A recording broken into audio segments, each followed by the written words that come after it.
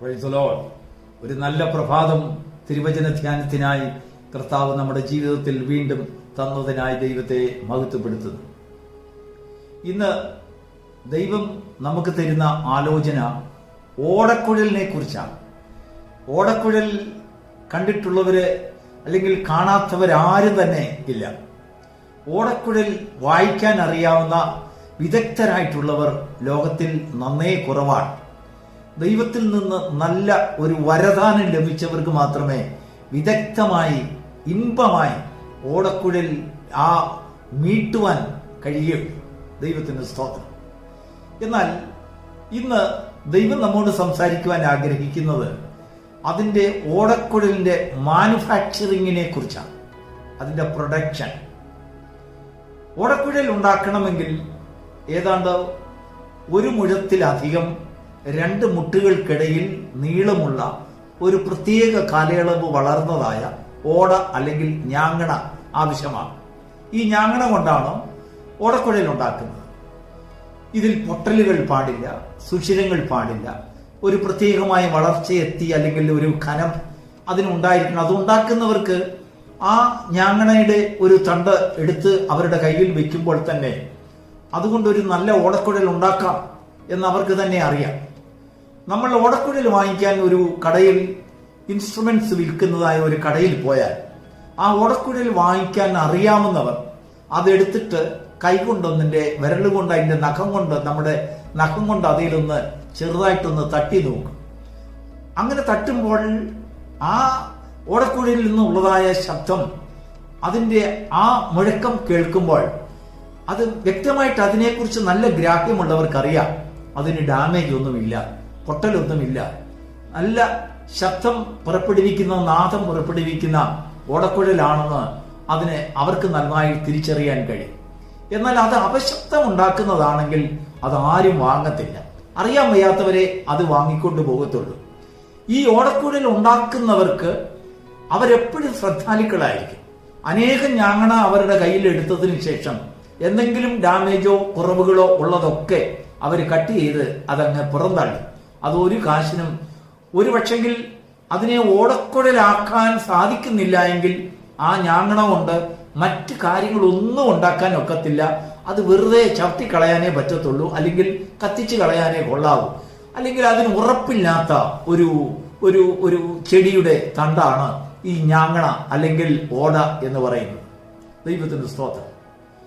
എന്നാൽ ഈ പൊട്ടിയതായ സുഷിരം വീണതായ ഒരു ഞാങ്ങണ കൊണ്ട് ഒരു ഓടക്കുഴൽ ഉണ്ടാക്കുന്നവൻ അതിനെ അംഗീകരിക്കത്തില്ലെങ്കിലും യേശുവിന്റെ കയ്യിൽ കിട്ടിയാൽ അവൻ അതുകൊണ്ടൊരു ഓടക്കുഴൽ ഉണ്ടാക്കും.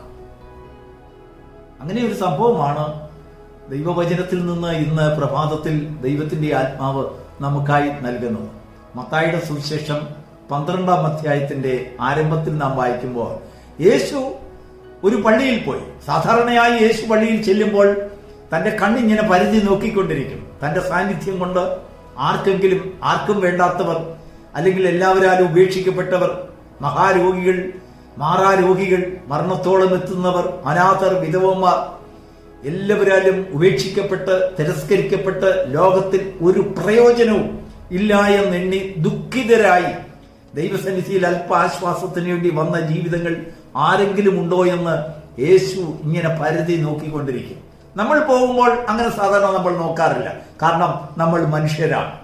എന്നാൽ കർത്താവ് പോയപ്പോൾ ഇങ്ങനെ നോക്കിക്കൊണ്ടിരിക്കും. ഒരിക്കൽ യേശു ഒരു പള്ളിയിൽ ചെന്നപ്പോൾ ശാബത്ത് ദിവസം ഒരു വരണ്ട കൈയുള്ള മനുഷ്യനെ കണ്ടു. അങ്ങനെ അവനെ അടുക്കൽ വിളിച്ചു, അവനോട് കൈ നീട്ടുവാൻ പറഞ്ഞു. അവന് സൗഖ്യം കൊടുത്തു. സാധാരണ കൈ പോലെയായി തീർന്നു. വരണ്ട കൈയുള്ള മനുഷ്യനെ ആർക്ക് വേണം? അവൻ ആരും ജോലി കൊടുക്കത്തില്ല.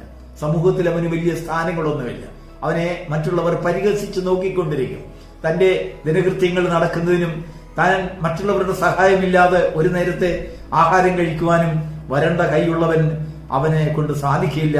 അവനെന്നും അവന്റെ ജീവിതത്തിൽ ദുഃഖിതനായി. എന്നാൽ കർത്താവ് അങ്ങനെയുള്ള ഒരു മനുഷ്യനെ സാധാരണ മനുഷ്യനെ പോലെ ആക്കിയ ഒരു സംഭവം അവിടെ വിവരിച്ചിട്ടുണ്ട്. എന്നാൽ സുവിശേഷം എഴുതിയപ്പോൾ മത്തായി എന്ന് പറയുന്നതായ അപ്പോസ്തലൻ തന്റെ സുവിശേഷത്തിൽ ആ ഒരു സംഭവത്തെ കർത്താവിനെ കുറിച്ചുള്ള ഒരു പ്രവചന നിവൃത്തിയായി പരിശുദ്ധാത്മാവ് തന്റെ ഹൃദയത്തിൽ പരിപ്രവർത്തിക്കുകയുണ്ടായി. മത്തായിയുടെ സുവിശേഷം 12-ാം അധ്യായം 19-ാം വാക്യം, ചതഞ്ഞ ഓട അവൻ ഒടിച്ചു കളയുകയില്ല, പുകയുന്ന തിരി അവൻ കെടുത്ത് കളയുകയില്ല, അതിന് ന്യായം കിട്ടുവോളം അവൻ അതിനുവേണ്ടി വാദിച്ചു കൊണ്ടിരിക്കും എന്ന് യെശയ്യാ പ്രവചനത്തിൽ പറഞ്ഞിരിക്കുന്നതായ പ്രവചനം യേശുവിൽ കൂടെ നിവർത്തിക്കപ്പെട്ടിരിക്കുന്നു എന്ന് മത്തായി അവിടെ എഴുതി കുറിക്കുകയാണ്. ദൈവത്തിന് സ്തോത്രം. ഇത്രയും കേട്ടവർക്ക് സംഗതി പിടികിട്ടിക്കാണും.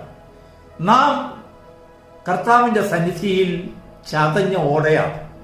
വേണ്ടാത്തവർ, അതിനെ മാനുഫാക്ചർ ചെയ്യുന്നവർ, ഓടക്കുഴലായി നല്ല ശബ്ദത്തിന് വേണ്ടി തെരഞ്ഞെടുക്കുന്നവർ, ഉണ്ടാക്കുന്നവർ നമ്മെ തെരഞ്ഞെടുക്കത്തില്ല. കാരണം നമ്മുടെ ശബ്ദം എപ്പോഴും അപശബ്ദം കേൾക്കുന്നതാണ്. എന്നാൽ ദൈവത്തിന് നമ്മെ ഇമ്പമുള്ള ശബ്ദമാക്കി മാറ്റുവാൻ ദൈവത്തിന് പദ്ധതിയുണ്ടെങ്കിൽ നമ്മളിലെ കേടുപാടുകൾ മാറുന്നിടം വരെയും കർത്താവ് ഓടയെ, ആ ഞാങ്ങണയെ മിനുസപ്പെടുത്തിക്കൊണ്ടിരിക്കും. Praise the lord. മിനുസപ്പെടുത്തിക്കൊണ്ടിരിക്കും ഓരോ ദിവസവും. അതാണ് മത്തായി എഴുതിയിരിക്കുന്നത്.